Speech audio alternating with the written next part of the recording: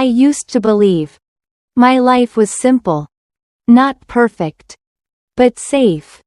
There were no big problems. No loud arguments. No broken promises. At least, that's what I told myself. My name is Anna.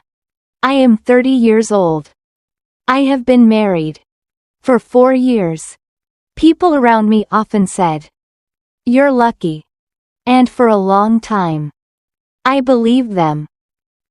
My husband's name is Mark. He is a quiet man. Not shy.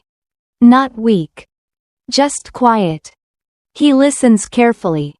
He speaks slowly. And when problems appear, he doesn't panic. When I met him, I thought that meant maturity. Mark works with his hands. He wakes up early every morning.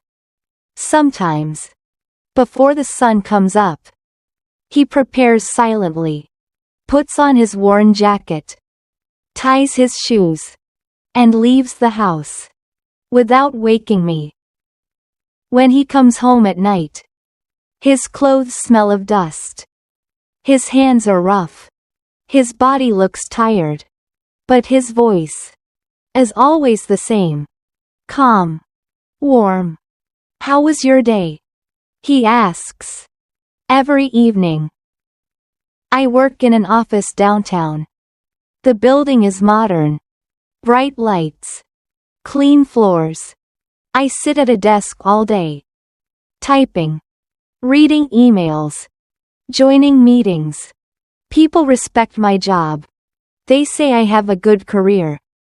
I liked hearing that. My salary arrives on time. Every month. I worked hard for it. Late nights. Extra training. Constant pressure. I told myself, this is success. And I believed it. For a long time, I thought my marriage was perfect. Mark never complained. He never argued. He never asked me for expensive things. If I wanted something, he would listen. And then he would say, "If it makes you happy, it's worth it." I thought that was love.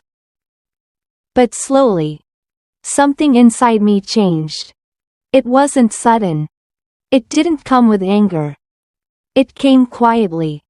Like a feeling I couldn't explain. It started at work. During lunch breaks, my coworkers talked about promotions, business trips, new cars, new homes. They talked about their husbands, men who earned more, men who owned companies, men who were going places. I listened. Later, I went home. Mark was in the kitchen, cooking dinner. The same simple meals. The same old routine. He smiled when he saw me. Dinner is almost ready. For the first time, that smile felt heavy.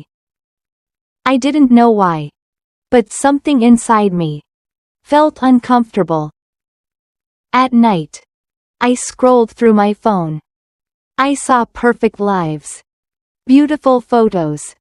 Luxury vacations. Designer clothes. Women my age. Living exciting lives. Their husbands looked confident. Powerful. Successful. And suddenly, my life felt small. I began to notice things. Small things. Things I never cared about before. Mark's job. His income. His simple habits. He wore the same clothes. Year after year. He never talked about ambition. That word stayed in my mind. Ambition. One evening, we sat in silence. The television was on. But we weren't watching it. I looked at him. And without thinking, I asked a question. "Don't you want more?" He looked confused. More of what? A better job. More money. A different life. He stayed quiet. Then he said, "I just want peace." That answer hurt more than anger would have. From that night on, everything felt different.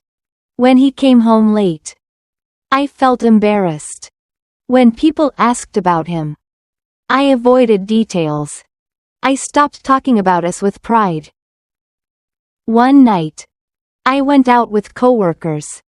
We laughed. We shared stories. Then someone asked, "What does your husband do?" I paused. Just for a second. But that second changed everything. When I came home, Mark was waiting. The lights were dim. Dinner was ready. "You're late," he said softly. I kept the food warm. I didn't thank him. That night, we finally argued. Quietly. But deeply. I told him. I felt stuck. I told him. I wanted more. He listened. And then he said, "I thought we were building this life together." I had no answer. A week later, everything stopped. I was at work. When my phone rang, Mark had fallen. At a construction site. He was taken to the hospital. I drove there in silence. My hands were shaking. My heart felt empty. When I saw him lying in a hospital bed, I froze. His face was pale. His arm was injured. But when he saw me, he smiled. "I'm okay," he said. And in that moment, I felt ashamed.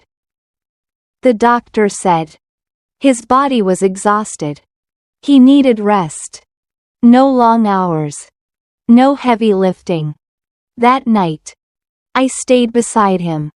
And for the first time, I really looked at my husband. At his tired face. At his hands. Hands that worked. So I could feel safe.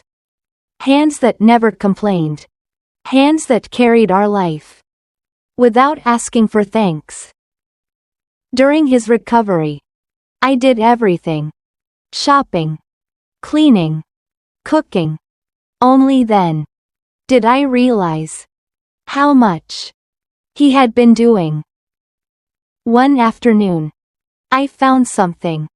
An old notebook. Hidden in a drawer. Pages filled with numbers. Careful savings. Plans. My name. On almost every page. For Anna. For our future. For emergencies. I couldn't breathe. That night, I apologized. Not with big words. Just honesty. I forgot who you really are. He looked at me. And smiled. "I just wanted you to feel safe." Today, our life is still simple. We don't chase status. We don't impress others. But when I come home, I feel peace. Now when people ask me about my husband, I smile. And I say proudly, he builds things, including our life.